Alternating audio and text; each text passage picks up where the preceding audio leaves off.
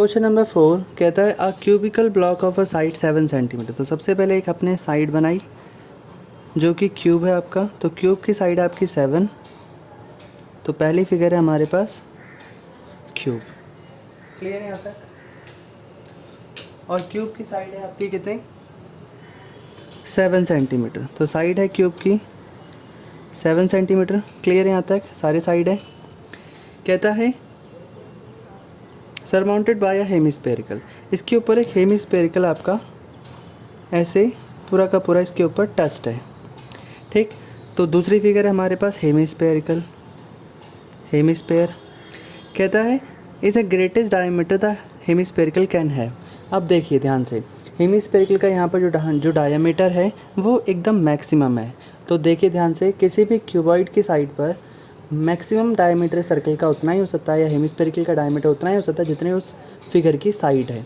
तो यानी कि इसका मैक्सिमम साइड जो है वो 7 सेंटीमीटर है, तो मैक्सिमम 7 के ऊपर 7 सेंटीमीटर का डायमीटर ही लाई कर सकता है। क्लियर होगी बात?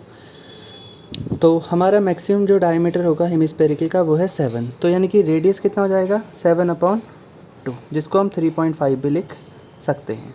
दोनों में से आपकी मर्जी है। क्लियर है यहाँ तक? तो हमें निकालना find the surface area of solid. तो सॉलिड का सरफेस एरिया क्या होगा? तो सॉलिड का टोटल सरफेस एरिया है हमारा, surface area of solid. Solid का मतलब है कि हेमिस्फेरिकल के साथ साथ कोन को भी आपको टोटल करके बताना पड़ेगा।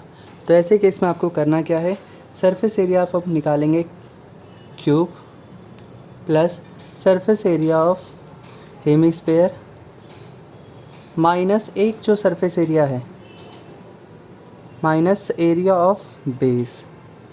बेस क्या है? देखिए, किसी भी क्यूबॉइड किसी भी साइड का अगर अपर पार्ट लें, इसका अगर टॉप पार्ट लें तो कुछ ऐसा है।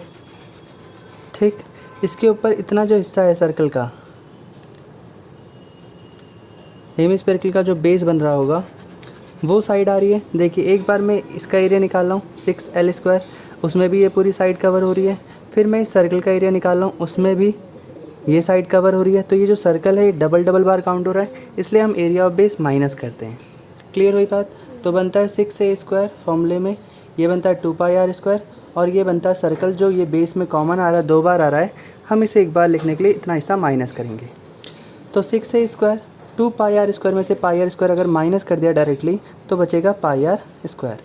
6, अब a है हमारा यानी कि साइड है क्यूब की 7, तो 7 का स्क्वायर, पाई है 22/7 इंटू में 7/2 इंटू में 7/2, क्योंकि रेडियस यहाँ पर 7/2 है। 7 से 7 कैंसिल, 2 से कटा 11, 11 7 जा 77/2, यहाँ पर 6 इंटू में 49। ठीक है, अब आप इसे सिंगल सिंगल मल्टीप्लाई कर सकते हैं। तो 49 इंटू 6 करेंगे तो हमारा आंसर आएगा 49 इंटू 6। तो करके देख लीजिए आप लोग भी, 49 इंटू 6 बनेगा 294 प्लस 77/2। आप चाहें तो एलसीएम ले सकते हैं, बनेगा इसका एलसीएम 2, और यहाँ पर 279 इजिकल टू मल्टीप्लाई बाय 2 बनेगा 588 प्लस 77, तो आंसर आ जाएगा आपका 665, और 2 से कटेगा तो आएगा 2 3 जा 6, 2 3 जा 6, 2 2 जा 4.5 सेंटीमीटर स्क्वायर। तो that is my answer. Clear है यहाँ तक?